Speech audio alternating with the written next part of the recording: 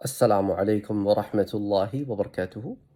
ایک سوال آیا ہے کہ سر میں جس شخص سے محبت کرتی تھی اور اس سے محبت کرتی ہوں، لیکن وہ دھوکے باز دغا باز نکلا اور اس نے مجھ سے کہا تھا کہ میں تم سے شادی کروں گا، اور اس نے مجھ سے شادی نہیں کی۔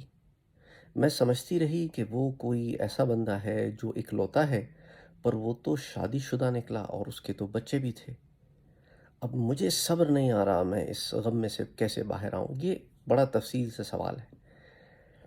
دیکھیں، اٹس ویری انٹرسٹنگ۔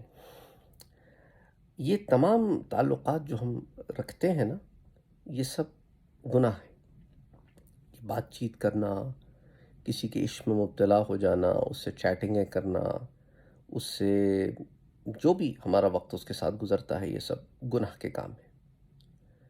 تو ایک طرف تو اللہ سبحانہ و تعالیٰ نے آپ کو مزید گناہ کرنے سے بچایا، دوسرا اللہ سبحانہ و تعالیٰ نے آپ کو ایک دھوکے باز شخص سے بچا لیا، جو آپ کو اتنا بڑا دھوکہ اب دے سکتا ہے، وہ سوچے بعد میں کتنا بڑا دھوکہ دے سکتا ہوگا۔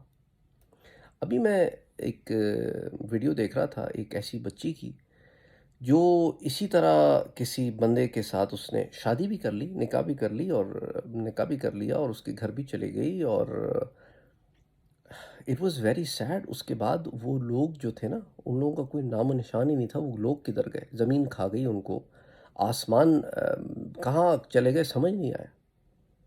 اس کے بعد انہوں نے انویسٹیگیٹو ٹیمز کی مدد لے کر ان لوگوں کا بڑی مشکل سے سراغ لگایا۔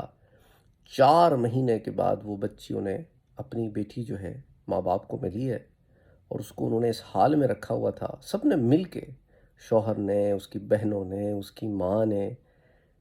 It was horrible the way she was treated, اس کو وہ مارتے بھی تھے، اس سے نوکروں کی طرح کام بھی لیتے تھے، اور اس کو انہوں نے ایسے حال میں رکھا ہوا تھا، انا للہ و انا الیہ راجعون۔ تو یہ جو ماں باپ کی مرضی کے خلاف جا کر اپنی جوانی کے جوش میں لوگ الٹی سیدھی حرکتیں کر لیتے ہیں نا، پھر اس کے نتائج بڑے خطرناک ہوتے ہیں۔ پھر وہ جب نتائج بھگت رہے ہوتے ہیں نا، تو ان کے پاس کوئی پیچھے جانے کا راستہ نہیں ہوتا۔ یہ نہیں کہ ماں باپ نے آنے سے منع کیا ہوتا ہے، اس لیے کہ وہ اس سچویشن میں پھنس جاتے ہیں کہ کہیں نہ آ سکتے ہیں نہ جا سکتے ہیں، کسی معلوم جگہوں پر لوگ لے جاتے ہیں انہیں۔ It's so unfortunate. تو ماں باپ کی رضا سے، ماں باپ کی مرضی سے شادی کرنا، وہ بڑے، آپ سمجھ لیں کہ زندگی کا ایک وزڈم ہوتا ہے ان کے پاس۔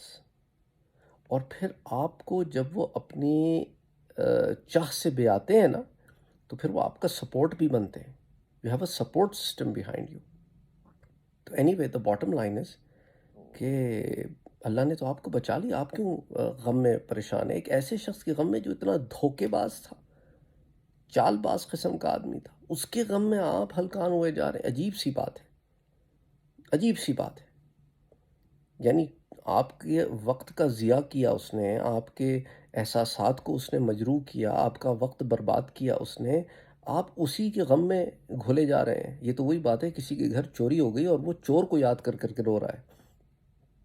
چور کو یاد نہ کریں، اللہ کا شکر ادا کریں کہ اللہ نے آپ کو بچا لیا ہے، and move on with your life. Don't waste your life. ایسے آدمی کے پیچھے آپ اپنے وقت ضائع نہ کریں۔